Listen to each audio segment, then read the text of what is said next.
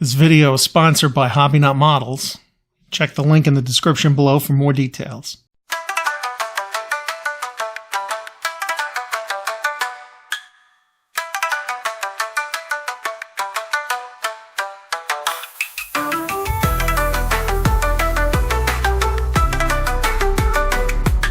Hey, I'm John. Welcome to Mr. G's Workbench. Time for a build video.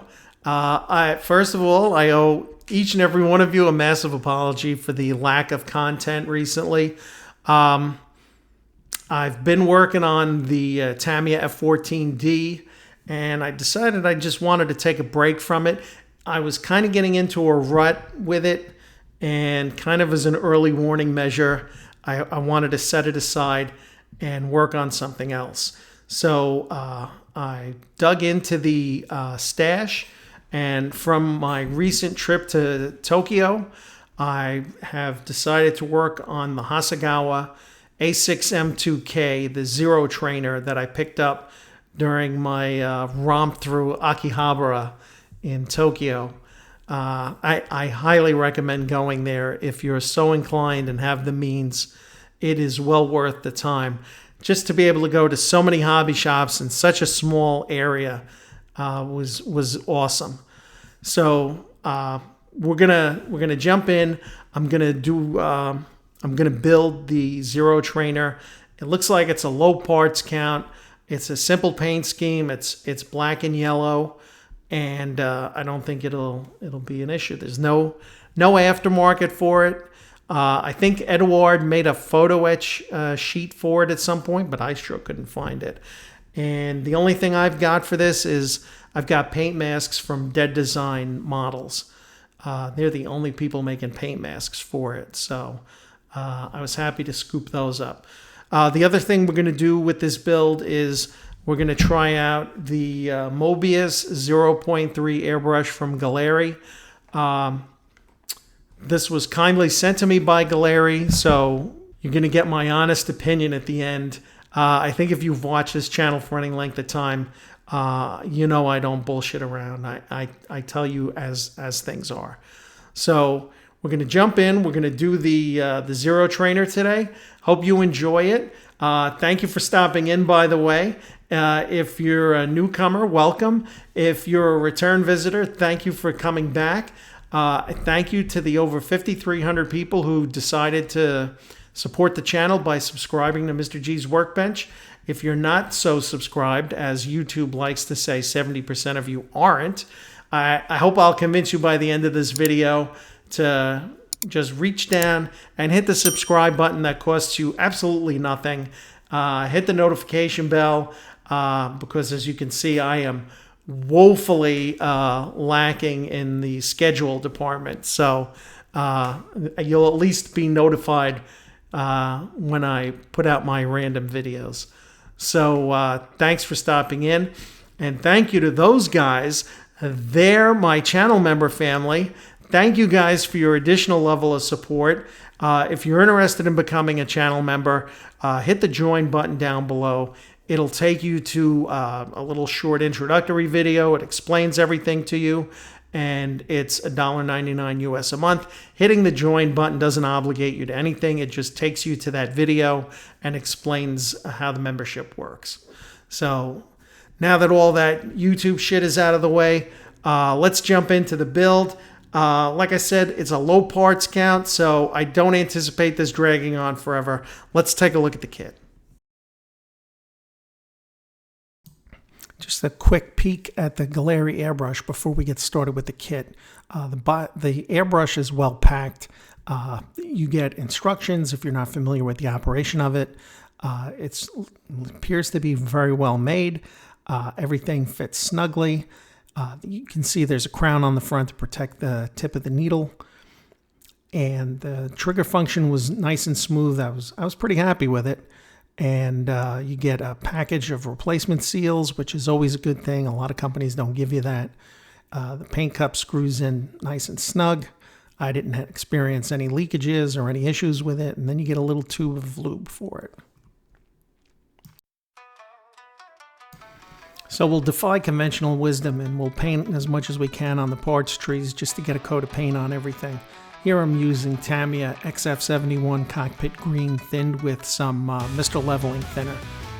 And then I'm going to pre-paint the main color of the figures.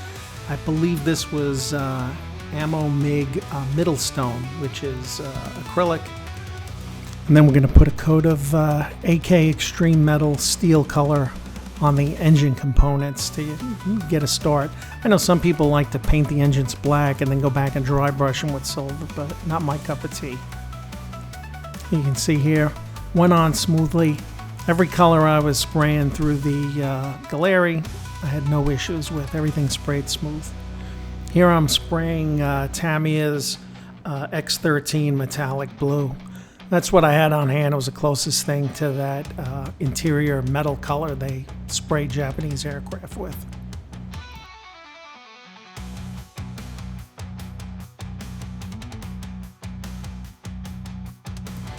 So here I'm starting assembly. I thought I had footage of it. Apparently I didn't. I drilled out the lightning holes on both seats and then I installed them. I had a little bit of an issue trying to get the right height on the seats, especially with the figures. If I didn't use the figures, I would have never noticed. But eventually everything kind of sorted itself out. I got the control sticks in, got the pedals in. You're not going to see much of this after the fuselage is assembled. Here I'm getting the rest of I believe that's a seat adjustment handle. The detail inside the cockpit out of the box is adequate. Like I said, you can't see most of it once the fuselage is in because the sides kind of wrap up around to the top. Here I'm putting the instructor pilot figure in. Didn't have too many issues with him, got him in. Unfortunately for the student, his feet had to go to get everything evened out. And then this is my first foray into using UV curing resin as the glass faces on the instrument panel. It worked out pretty well. I was pretty happy with it. It just, you got to kind of sit there and hold that little flashlight for a while, but it worked. And by the way, the UV curing resin and all the paints I'm using are available from Hobbynut Models. Just go to the website and go through the affiliate link, you'll see it. Everything that I'm using is available there.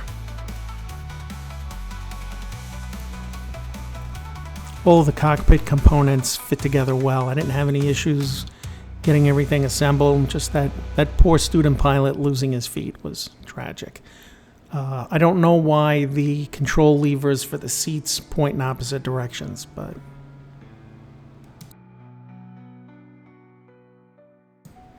I'm happy to report that cockpit assembly fit inside the fuselage without issue. I didn't have to do anything to it. I didn't have to tinker with the fuselage sides.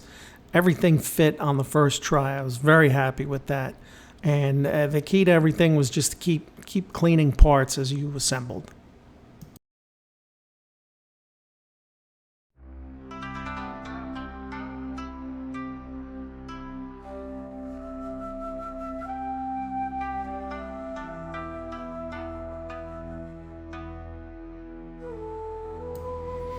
I was concerned the top of the forward fuselage in front of the cockpit was going to be an issue, but I was very happy. Everything slid together. I didn't even have a gap in it. It fit like a charm.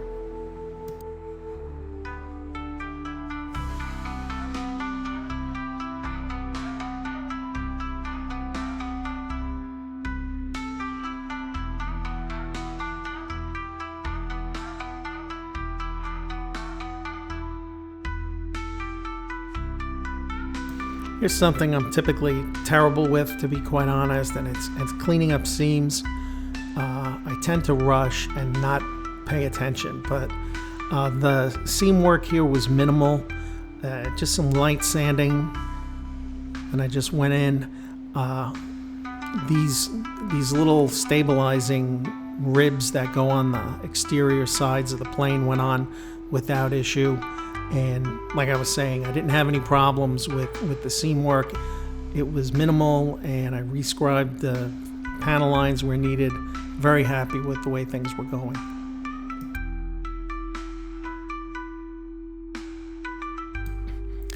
So one of the options in this kit is for towed targets that were carried in containers under the wings. I opted in on putting them on. I drilled some pilot holes using the recesses on the inside part of the wing. Then I used a larger drill bit to make the right size holes. Got the wing tops on and then cleaned up the leading and trailing edges with some sandpaper. The fit of the wing to the fuselage was good. The only place I had to do any seam work was on the rear part of that wing assembly on the lower part of the fuselage there. And I had minimal problems.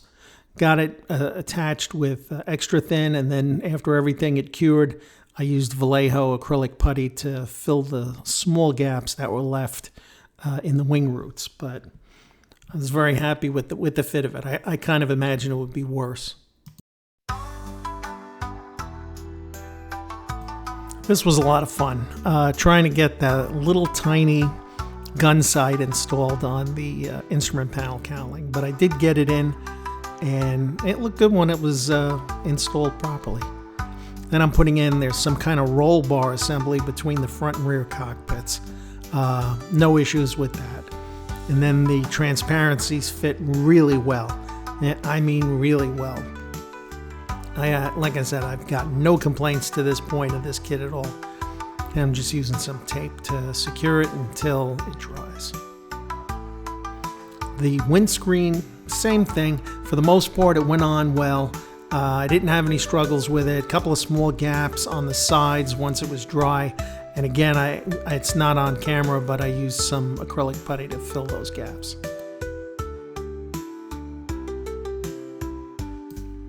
Now, the one place I did have to go back and fix it and had issues was that central canopy portion between the cockpits. There were lines for it, to align, but I just couldn't get it right. I did have to putty that. Again, here's the Gaahleri in action on the primer. I was using Mr. Surfacer 1500, thinned with Mr. Leveling Thinner. No issues at all with the brush, and everything went on smooth. Here I'm putting on the first coat of paint. It's Tamiya paint. Again, for the most part, even the Tamiya paint I thinned with Mr. Leveling Thinner. And again, I had no issues, with the spray quality, and I had no issues cleaning the brush out after I painted.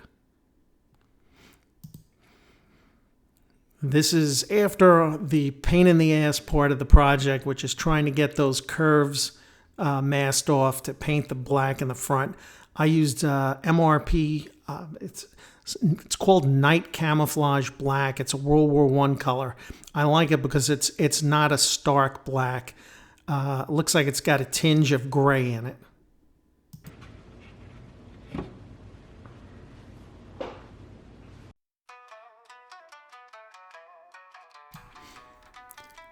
So now here I'm applying some AK Rust Wash over the steel color I'd pre-painted the engine components earlier. For as much as you'll see of that, I'm happy with it. Here are the AK, these are the new AK Real Colors paint pens, and I'm painting right over raw plastic here with flat white of all things. And I thought these would be a gimmick. I was very happy with these.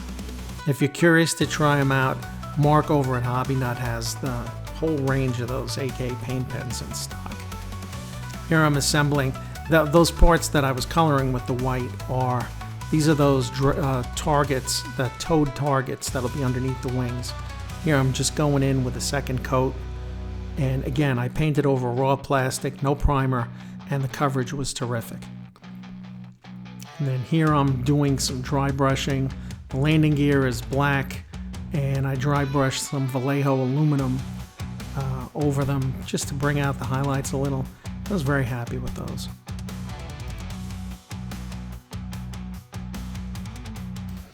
To do the shiny chrome parts, where the pistons are in the landing gear, I used the Molotov chrome pens. They work good. This is my first time actually using them, and I was very happy with it as well. Then here we're just getting the last little bits put in, the mass balancers and the wings. And we're getting the landing gear legs installed in the bays. They had a good positive fit. And we're going to put a coat of clear over the top in anticipation of decals. So here, these are some of the only decals from the Hasegawa set that came with the kit that I used. I applied some Tamiya Mark Fit, put the decal down, a little more Mark Fit, and then rolled them out with a Q-tip, which I typically don't like to do, but for these they were kind of thick and I wanted them to settle down. After a couple of coats of Solvaset, they went down. Then I used all the Hinamarus on the plane, or the Eduard ones from the Zero set. They settled down in the long run well. I did have some issues with them cracking over the marker lights on the wings. This is the bottom. Again, the Eduard Hinamaru, and then the aircraft numbers are from the kit.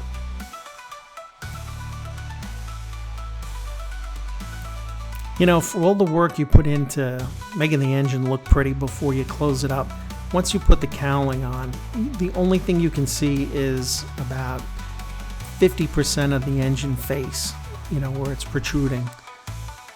Here you got the pitot tube. I managed not to break it. I was very proud of myself. And then I was putting in the landing gear leg covers. It doesn't have the full spats on it. It's just got those straight sections that, you know, cover the straight part. And then here are those famous towed targets being installed finally. Kind of surprised they sit so close to the landing gear, but that's where Hasegawa said to put them. So there they are. They went together well. I was happy with that. Try to keep things simple on the weathering for this. The engine, for a wash, I'm using Tamiya's black panel liner. For the black sections of the aircraft, I'm using their gray panel liner. And then for the rest of the aircraft, the wings and the fuselage, I used their brown panel liner. I felt the brown kind of brought out the yellow a little, got it a little closer to that orangey tone that it has on the box top. So I was very happy with it. Let it dry, and then I wiped it down with a damp paper towel, slightly dampened with mineral spirits. And then again, same thing, Q-tip with a little bit of mineral spirits on it to get around the narrow parts. And then here I'm finally putting the cowling on over the engine and say goodbye to all that detail. There you go. Prop on. Very happy with that. Everything looked good. Here we're getting to the end. I'm using some Easy Line for the antenna wire and a little bit of CA to hold it on. Snip it off with some scissors. There you go. And the dead design masks were spot on. The panel lines, you know, the frame lines for the transparencies were clear and sharp, and I think I can highly recommend them. Not a sponsor, by the way. Well, that went well. We've got the Zero completed. Very few problems with it. I'll show you some close-ups of it.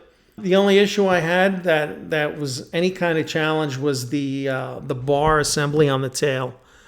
I really had to kind of wrestle to get that in, and I still, in all honesty, it's jackassed into the slot in the back.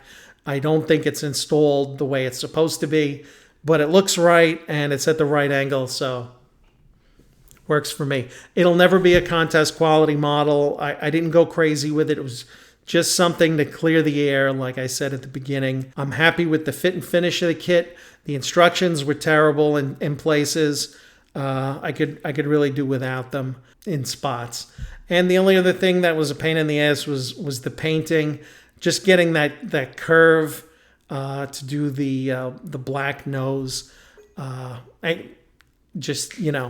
terrible with shit like that, so it was a little bit of a challenge.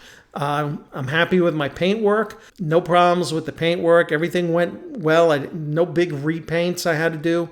The panel lines are really crisp on this kit. I was very happy with it. I used the brown Tamiya panel liner, and it filled in like a charm, cleaned up nicely. I even managed to not lose the landing lights on the wingtips. I was very happy with that. Like usually one of those will flick out of my fingers and just go somewhere. I'll find it in 4 years, cleaning, but worked great. I used the Hinamaru's from the Eduard kit. I was a little too clever for my own good, although I would have had the same problem with the Hasegawa ones, and probably worse. Trying to get the Hinamaru's to settle over the outer wing navigation lights. The good solution would have been to paint them instead of using the decals, but I wanted to build this and not get bogged down in any one step. So the decals were the way to go. I got them to settle down for the most part. There's a couple of spots I screwed up, where they got damaged. I touched them up with some paint I mixed. The paint came out a little darker, dried a little darker than the Hinamaru's. It is what it is. So I'm still, overall, like I said, it's not a contest model, but I'm happy with the result.